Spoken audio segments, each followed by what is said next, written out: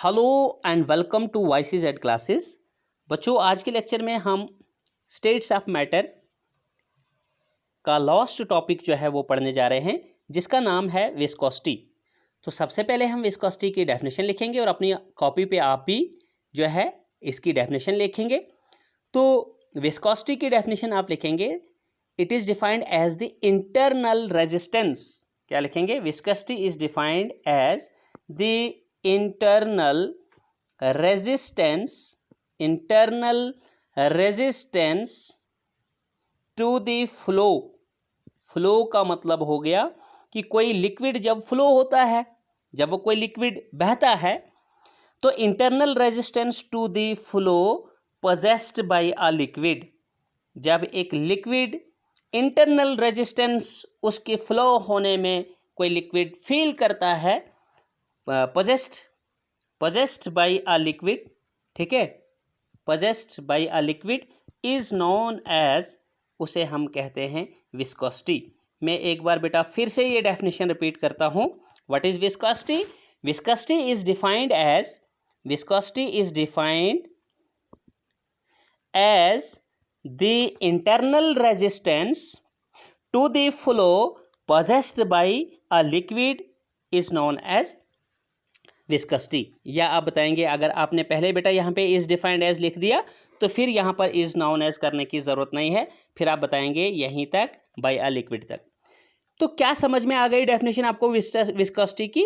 कि विस्कोसिटी जो है ये इंटरनल रेजिस्टेंस है। रेजिस्टेंस का मतलब आप समझते हैं कि किसी चीज़ को रेजिस्ट करना, रोकना, यानी फ्लो नहीं होने देना।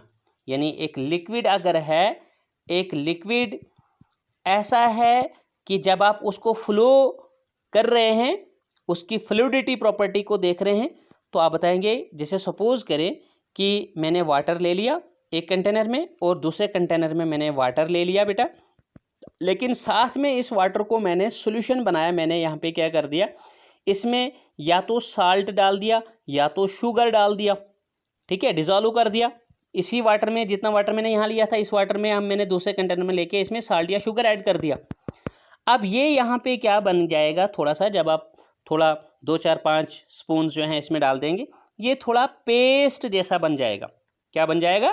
पेस्ट जैसा बनेगा। लेकिन जो ये वाला बीकर है आपका, इसको ज़रा कंपेयर कीजिए और इस वाले बीकर के इस कंटेंट्स को आप कंपेयर कीजिए। ये तो पेस्ट जैसा है, लेकिन ये पेस्ट जैसा नहीं है, बल्कि ये थिन लिक्विड के पार्टिकल्स की तरह ये थिन है, काफ़ी पतला है। दोनों को आप क्या करते हैं बेटा? गिरा देते हैं, ड्रॉप करते हैं आप दोनों को। तो ये वाला कंटेनर का जो लिक्विड वाटर है, ये ज़्यादा तेज़ी से फ्लो करेगा। It will flow more radially. ये तो काफ़ी तेज़ी से फ्लो होगा, भागेगा। और ये वाला जो कंटेनर, ये वाला है, चलिए इसको कंटेनर ए कहते हैं, इसको कंटेनर बी कहते हैं। ये जो कंटेनर बी वाला मटेरियल है आपके पास, जब आप इसको यहाँ पे ड्रॉप करते हैं तो इसको फ्लो होने में थोड़ी दिक्कत होगी, ठीक है। इट फ्लोज, ये फ्लो होगा लेकिन स्लोली फ्लो होगा as compare to the container A. तो क्या ये यहाँ पर इंटरनल रेजिस्टेंस नहीं है? ये जो वाटर के साथ आपने ये साल्ट वगैरह मिलाया है, जिसके कारण ये वाटर अब पेस्ट जैसा हो गया, थोड़ा घना हो गया, गाढ़ा हो गया है ये। तो ये जब आप ड्रॉप कर रहे हैं तो इसको फ्लो होने में परेशानी हो रही है, यानी इस कंटेंट में इंटरनली रेजिस्टेंस प्रोड्यूस हो रहा है, जो रोक रहा है इसको फ्लो होने में। तो बेटा इसी चीज़ को हम विस्कोसिटी कहते हैं। समझ आ रही है आपको बात? तो सपोज करें कि आप बताएंगे कि सर इन दो बीकर्स में, जैसे मैंने अभी वाटर लिया था एक में मैंने क्या लिया था, कंटेनर बी में मैंने वाटर भी लिया था, और मैंने कहा साल्ट या शुगर आप उसमें ऐड करेंगे। तो जब साल्ट या शुगर इसमें आप ऐड करेंगे तो ये पेस्ट जैसा बनेगा। इसको आप बोलोगे the liquid is more viscous. इसको क्या बोलेंगे कि ये ज़्यादा विस्कस है। और इस वाले को क्या बोलोगे? It is less viscous. शायद आप मेरी बात समझ गए होंगे। इसका मतलब ये है कि इसमें विस्कोसिटी ज़्यादा है, मतलब इसमें इंटरनल रेजिस्टेंस ज़्यादा है। ये लेस विस्कस है, मतलब इसमें इंटरनल रेजिस्टेंस कम है। यहाँ आपका लिक्विड फ्लो तेज़ी से कर सकता है। लेकिन इसमें इंटरनल रेजिस्टेंस ज़्यादा है, ये लिक्विड को फ्लो होने में प्रॉब्लम होगी। ये लिक्विड इसके बरक्स जो है वो इसके कंपैरिजन में थोड़ा क्या होगा, थोड़ा स्लोली जो है वो फ्लो होगा। ठीक है, तो this internal resistance to the flow possessed by a liquid is known as viscosity बेटा। ठीक है, तो आप देखिए यहां पर क्या है, this internal resistance to the flow is due to, इसका काज क्या है, इंटरनल रेजिस्टेंस किसके कारण होती है, it is the internal resistance is produced, internal resistance is caused due to the flow, due to the intermolecular force. This internal resistance is caused due to the intermolecular forces of attraction present in different liquids। Different liquids में जो है ये intermolecular forces of attraction होती हैं बेटा, इनके कारण ये इंटरनल रेजिस्टेंस होता है। जैसे मैं आपको ये चीज़ बता दूं कि देखिए कोई कंटेनर आप ले रहे हैं, उसमें जब कोई लिक्विड आप ले रहे हैं, अगर आप उस लिक्विड में जो है कोई दूसरी चीज़ साल्ट शुगर वगैरह या जो भी है सोल्यूट यानी आप उसमें ऐड कर दे रहे हैं, सपोज कीजिए, ठीक है, तो जब आप उसको ऐड कर रहे हैं तो ये पार्टिकल्स एक दूसरे के क्या आ रहे हैं, क्लोज क्लोज क्लोज आ रहे हैं, तो भाई ये तो अट्रैक्शन ज़्यादा करेंगे। तो जब ये अट्रैक्शन ज़्यादा कर रहे हैं तो फ्लो कहाँ होंगे फिर, इनको फ्लो होने के लिए क्या होनी चाहिए, फ्रीडम। फ्रीडम मतलब इनके बीच जो इंटरमॉलिक्यूलर फोर्स ऑफ अट्रैक्शन है वो लीस्ट होने चाहिए, वो कम होने चाहिए, फिर जाकर वो आसानी से फ्लो हो सकते हैं। तो इसका मतलब ये हो गया कि ये जो इंटरनल रेजिस्टेंस है इसका कारण क्या रहता है कि इंटरमॉलिक्यूलर फोर्सेस जो है वहाँ अट्रैक्शन की प्रेजेंट जो होती हैं डिफरेंट लिक्विड्स में, तो वो रेस्पॉन्सिबल हैं यहाँ पर इस internal resistance to the flow possessed by liquid की, जिसको हम विस्कोसिटी कहते हैं। तो अब सपोज कीजिए हम एक कंडीशन यहाँ पे बताते हैं, एक स्टार पॉइंट आप याद रखेंगे, important point, if these intermolecular forces seems to be strong, अगर ये इंटर मॉलिक्यूलर फोर्सेस क्या हुई, if these intermolecular forces are strong बेटा, अगर ये इंटरमॉलिक्यूलर फोर्सेस स्ट्रॉन्ग हुई तो आप कहोगे द लिक्विड इज, आपने समझना है अगर इंटरमॉलिक्यूलर फोर्सेस ज़्यादा है तो रेजिस्टेंस ज़्यादा होगा इंटरनल, तो जब रेजिस्टेंस इंटरनल रेजिस्टेंस ज़्यादा होगा इसका मतलब कि हम यहाँ पर बताएंगे द लिक्विड इज, शाबाश, क्या बताएंगे आप, वीडियो को पॉज कीजिए, पूछिए अपने आप से, the liquid is more viscous बोलेंगे हम, क्या बोलेंगे, the liquid is more viscous, clear. And if, in case, and in case, अगर मान लीजिए कि ऐसा भी हो सकता है कि these intermolecular forces are weak, ये इंटरमॉलिक्यूलर फोर्सेस जो हैं वो लिक्विड्स के अंदर वीक हैं, उतनी ज़्यादा स्ट्रॉन्ग नहीं है, तो then you can say that viscosity, और you can say the liquid is, तो आप बताएंगे कि लिक्विड कैसा होगा फिर, the liquid then is found to be, the liquid is, ठीक है, लेस क्या बोलेंगे आप इसको, विस्कस, क्या बोलेंगे, the liquid is less viscous होगा, तब इसमें विस्कोसिटी कम होगी, यानी इसमें इंटरनल रेजिस्टेंस क्या होगा, कम होगा, अगर इंटरमॉलिक्यूलर फोर्सेस वीक हैं लिक्विड्स की। तो बेटा यहां से आगे मैं आपको बताऊं practically, in order to understand the phenomena of viscosity, अगर हमको विस्कोसिटी का फिनोमिना समझना है तो लेट्स देन कंसीडर, ठीक है, व्हाट, एट लीस्ट मैं क्या यहाँ पे करूँगा, 3 लेयर्स कंसिडर करूँगा यहाँ पे, let's consider 3 layers of liquid. अब आपको याद रखना है, you should know that the liquid state of matter has liquid molecules, large number of liquid molecules which are just sliding over one another, जो एक दूसरे के साथ लिक्विड की जो लेयर्स होती हैं, यानी लिक्विड मान लीजिए वाटर ही अगर है तो वाटर मॉलिक्यूल्स की जो ये लेयर्स अलग अलग होती हैं, they are just sliding over one another, and I am here considering at just 3 layers, मैं यहाँ पर 3 लेयर्स जो है एटलीस्ट कंसिडर कर रहा हूँ इस लिक्विड की, कोई 3 लेयर्स में यहाँ पे कंसिडर कर रहा हूँ, और मैं इन्हें बता रहा हूँ कि just suppose it is layer first, it is layer second and it is layer third. यहाँ पे आपने ये देखना है बेटा, और देखो ये इस तरह की डायरेक्शन इनकी आ रही है कि ये यहाँ से इधर की तरफ फ्लो हो रही है, ठीक है, और ये एक दूसरे के ऊपर स्लाइड भी कर रही हैं, ठीक है, स्लाइडिंग आप जानते हैं। तो सपोज करें कि let the distance between any two conjunctive, conjunctive का हो गया मतलब कि कोई भी दो कंटिन्यूअस लेयर्स, मान लीजिए या तो ये वाली या तो फिर ये दो वाली, ठीक है। तो let us suppose that the distance between, ये लिखेंगे आप बेटा साथ साथ में, let's suppose that the distance between any two consecutive layers is dx, ठीक है।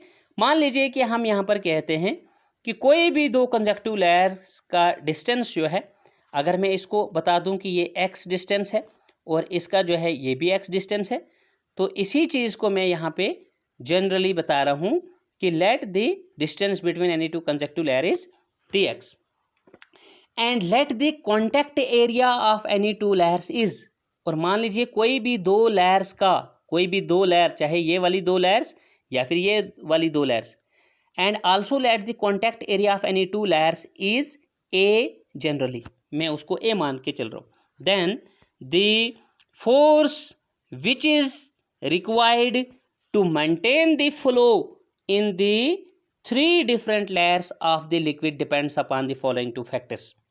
फिर जो ये तीन लेयर्स हैं यहाँ पर, layer 1, layer 2 and layer 3, L1 मतलब layer first, L2 means layer second and L3 means layer third.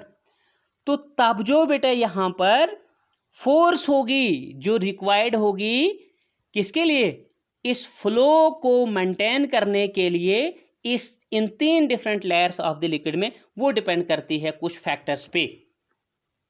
पहला फैक्टर उनमें फैक्टर्स ठीक है, responsible for maintaining the flow in the three different layers of the liquid depends upon the, मतलब वो factors क्या है, they are, हम उन फैक्टर्स को बता रहे हैं। फर्स्ट वन बता रहे हैं हम सरफेस एरिया, क्या बता रहे हैं, surface area in contact, surface area in contact of the conjunctive layers, जिसको मैंने मैथमेटिकली कैपिटल ए से डिनोट किया। सेकेंड फैक्टर है बेटा यहाँ पर दी वेलोसिटी ग्रेडियंट, क्या है दूसरा dependent factor, velocity gradient. Velocity gradient किसको कहते हैं हम, ratio of D V by D X, ratio of D V by D X. ये डीवी क्या है, D V means change in velocity, ठीक है, डीवी नहीं वेलोसिटी नहीं है ये बेटा, sorry, this is change in volume, small change in volume, ठीक है, यानी ये V stands for the volume of the layers of the liquid, to conjunctive layers of the liquid. तो वेलोसिटी ग्रेडियंट है dV बाई डी एक्स के बराबर। Therefore आप यहाँ पे बता रहे हो कि फोर्स, देयरफॉर बेटा force F is here found to be directly proportional to this contact area A and this velocity gradient, that means dV by dx. What does this mean? It means that this force, it is directly proportional to the area of contact and the velocity gradient. So इसको मैं next step में लिखता हूं, मैं this implies this force F is equal to, मैं proportionality की sign को यहाँ पे हटा के इज इक्वल टू जब मैं यहाँ पे लिखता हूँ तो प्रोपोर्शनलिटी की जगह पे यहाँ पे कांस्टेंट ऑफ प्रोपोर्शनलिटी इंसर्ट होता है, जिसका नाम आप याद रखेंगे नीटा। क्या बुलाएंगे हम इसको, नीटा, जिसको हम बोलेंगे कोफिशिएंट ऑफ विस्कोसिटी। तो चलिए फिलहाल प्रोपोर्शनलिटी की जगह पे ये कांस्टेंट ऑफ प्रोपोर्शनलिटी आ जाता है। उसके बाद आप साथ में लिखेंगे ए और velocity gradient, that means D V by D X. इसके बाद जो नेक्स्ट स्टेप यहाँ पर होगा, यहाँ आप बताएंगे न्यू टर्म आपके पास कांस्टेंट ऑफ प्रोपोर्शनलिटी आया है वेयर, लेकिन इसको हम क्या कहते हैं, नीटा। तो where this symbol which is called as Neeta is called, इसको हम क्या कहते हैं, it is called as coefficient it is called as coefficient of viscosity. इसको हम कोफिशिएंट ऑफ विस्कोसिटी कहते हैं बच्चों, ठीक है। तो इफ यहाँ पर अपने कंडीशन याद रखनी है। If A is, what is A is the contact area of any two conjunctive layers. If A is equal to 1, area हमेशा बच्चों होता है स्क्वायर यूनिट्स में, तो if A is equal to 1 square centimetre and velocity gradient, that means dv by dx is equal to 1, dv by dx is equal to 1, then your above equation, that means जो आपने लिखी थी f is equal to neta into a into velocity gradient dv by dx. Let's suppose that this equation is beta equation first. तो अगर हम इस equation first में क्या सपोजिशन कर रहे हैं कि if A is equal to 1 square centimetre, अगर area of contact 1 square centimetre है and dv by dx is equal to 1 है, देन इक्वेशन फर्स्ट बिकम्स, तो तब इक्वेशन फर्स्ट जो है ये चेंज होकर इस तरह से हमारे सामने आएगी। हम लिखेंगे therefore force F is equal to नीटा। क्या लिखेंगे हम? देखिए यहाँ पर जब फोर्स, जब आपके पास यहाँ पर जो है आपके पास dv बाई dx जो है ये 1 के बराबर है, ठीक है, और जो आपके पास a है, ठीक है, नीटा इंटू a था ना, a into dv by dx, तो ये a भी आपके पास 1 स्क्वायर सेंटीमीटर है, तो यानी 1 है, तो ये कितना हो जाता है 1 इंटू 1 आपका 1 हो जाएगा, उसको आप नीटा से मल्टीप्लाई करेंगे तो वो भी नीटा के ही बराबर होएगा। यानी ये हम कुल मिलाकर लिख रहे हैं F is equal to coefficient of viscosity, that means नीटा। तो यहाँ ये इक्वेशन आपका सेकंड हो गया। फ्रॉम दिस इक्वेशन सेकंड बेटा we can derive the definition of this coefficient of viscosity. So hence coefficient of viscosity क्या होती है, इसकी डेफिनेशन इक्वेशन सेकंड कहती है the coefficient of viscosity is defined as the force applied per unit area in order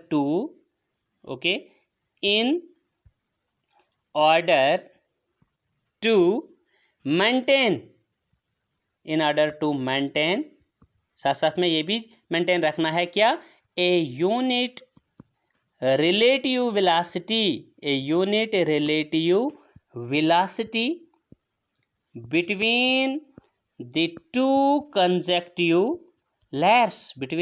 layers of a liquid, two layers of a liquid at a unit distance apart, कि वो दो layers जो हैं एक unit distance आपस में दूर होंगी, एंड ईच हैविंग, और हर एक कंजक्टिव लेयर का क्या होगा, and each having okay N area of 1 square centimetre. Okay, next जो पॉइंट आप बेटा यहाँ पर याद रखेंगे, ये तो डेफिनेशन आ गई आपके पास नीटा की, कोफिशिएंट ऑफ विस्कोसिटी की, जो कि क्या है, force applied per unit area in order to maintain a unit relative velocity between the two layers of liquid at a unit distance apart and each having an area of 1 square centimetre. क्या मतलब हो गया कि हम बताएंगे वे coefficient of viscosity को कि ये फोर्स अप्लाइड है पर यूनिट एरिया, कि वो कितना, ठीक है, मेंटेन करती है यूनिट रिलेटिव वेलोसिटी दो लेयर्स के बीच और यूनिट डिस्टेंस पे, एट अ यूनिट डिस्टेंस, ठीक है, और हर एक कंजक्टिव लेयर का जो एरिया है वो 1 स्क्वायर सेंटीमीटर के बराबर है, तो तब हम उसको बोलेंगे कोफिशिएंट ऑफ विस्कोसिटी यानी नीटा, जो कि इस तरह से डिफाइन होती है। तो अब आपने नेक्स्ट पॉइंट, स्टार पॉइंट यहाँ पे याद रखना है, the viscosities of different liquids are generally expressed. जब हम जनरल सेंस से बताते हैं तो हम क्या करते हैं, the viscosities of different liquids, viscosities of different liquids are generally expressed, हम उनको जाहिर करते हैं in terms of this coefficient of viscosity, that means neta. किस तरह से रिप्रेजेंट करते हैं, किस तरह से इनको एक्सप्रेस करते हैं कोएफिशिएंट ऑफ विस्कोसिटी से? आप फिर से स्टार पॉइंट लिखेंगे, इफ नीटा इज स्मॉल, अगर कोएफिशिएंट ऑफ विस्कोसिटी की वैल्यू स्मॉल आती है, if eta is small then the liquid is, इसका मतलब समझेंगे आप कोएफिशिएंट ऑफ, ये थ्योरेटिकली याद रखेंगे आप, अगर नीटा की वैल्यू स्मॉल है the liquid is dash dash dash, the liquid is बेटा less viscous, liquid is less viscous. अगर नीटा कोएफिशिएंट ऑफ विस्कसिटी की वैल्यू आपके पास स्मॉल आती है तो आपने एकदम याद रखना है कि लिक्विड जो है वो लेस विस्कस है, ठीक है। यानी लेस विस्कस का मतलब कि उसमें जो inter molecular forces of attraction है वो वीक हैं, और लिक्विड जो है वो वहां पे क्या कर सकता है, ठीक है, फ्लो हो सकता है। इंटरनली जो रेजिस्टेंस उसमें बनेगी वो कम बनेगी, ठीक है, इंटरनल रेजिस्टेंस जिसको हम विस्कोसिटी कहते हैं, तो हम बताएंगे ये लेस विस्कस होगा। And vice versa, vice versa का मतलब हो गया बेटा कि यहाँ पर अगर हम इसका उल्ट करेंगे, अगर नीटा की वैल्यू स्मॉल के बजाय लार्ज आती है the liquid is then said to be more viscous, ठीक है। तो इसके बाद है आपने इसका यूनिट याद रखना, ठीक है। Next thing is unit of coefficient of the viscosity, its unit is, आप लिखेंगे its unit is its unit in CGS system of units is, उसमें है CGS सिस्टम में इसका यूनिट बेटा ग्राम पर मीटर पर सेकेंड, ग्राम पर मीटर पर सेकेंड। और अगर हम देखेंगे इस, जिसको हम क्या कहते हैं आपने याद रखना है, ग्राम per metre per second is also known as, इसको हम एक और टर्म से जानते हैं जिसको कहते हैं पॉइज, क्या कहते हैं, पॉइज। तो what is poise? Poise is 1 gram per metre per second unit which is also known as poise represented by the symbol P। तो यानी आप यहाँ पर रिलेशन याद रखेंगे, that is 1 poise is equal to gram per, ठीक है, ग्राम पर, बेटा मीटर नहीं आप यहाँ लिखेंगे जो ऊपर आपने बताया, ग्राम पर मीटर नहीं, ग्राम पर सेंटीमीटर और पर सेकेंड लिखेंगे आप, ठीक है, ग्राम पर सेंटीमीटर पर सेकेंड। तो यहाँ पर भी आप लिखेंगे 1 poise is equal to gram पर सेंटीमीटर पर सेकेंड, मीटर की बजाय यहाँ पे आप CGS सिस्टम में सेंटीमीटर याद रखना, पर सेंटीमीटर पर सेकेंड, तो इसके बराबर होता है 1 poise। एंड इन, अगर हम देखेंगे इसका SI system, internationally accepted system of unit में से अगर हम इसका यूनिट देखेंगे तो SI यूनिट इज किलोग्राम, ठीक है, ग्राम के बजाय हम किलोग्राम लिखेंगे, और पर मीटर पर सेकेंड, ठीक है, यानी सेंटीमीटर के बजाय यहाँ पर, क्योंकि डिस्टेंस, ठीक है, लेंथ का ऐसा यूनिट जो है वो मीटर है, तो हम सेंटीमीटर के बजाय मीटर यहाँ लेंगे, तो kilogram per metre per second इसका ऐसा यूनिट होगा। नेक्स्ट आपने याद रखना है बेटा कि, ठीक है, विस्कोसिटी ऑफ लिक्विड जो है ये हर एक लिक्विड की कैरेक्टरिस्टिक फीचर है, ठीक है। एंड अगर आप यहाँ पर देखोगे विस्कोसिटी ऑफ लिक्विड का टेम्परेचर के साथ क्या रोल है, यानी temperature effect on the viscosity, तो टेम्परेचर आप लिखेंगे यहाँ पे बेटा इफेक्ट ऑफ टेम्परेचर, क्या लिखेंगे, effect of temperature on viscosity. तो यहाँ पे आप याद रखेंगे इस पार्ट ऑफ क्वेश्चन में द विस्कोसिटी, अगर आपको विस्कोसिटी समझ में आई है तो टेम्परेचर के साथ इसका आपको रिलेशन जो है वो समझ आ जाएगा। आपने देखना है कि टेम्परेचर क्या इफेक्ट पड़ता है विस्कोसिटी पे। तो मैं आपको बता रहा हूँ the viscosity generally decreases, viscosity जो है वो डिक्रीज होती है विद, किससे, with increase in temperature. Why? Because you know बेटा, मैंने अभी पीछे भी बताया था, because rise in temperature या increase in temperature, because increase in temperature, because increase in temperature increases, जो जब टेम्परेचर इंक्रीज होगा तो वो क्या करेगा, it increases the average kinetic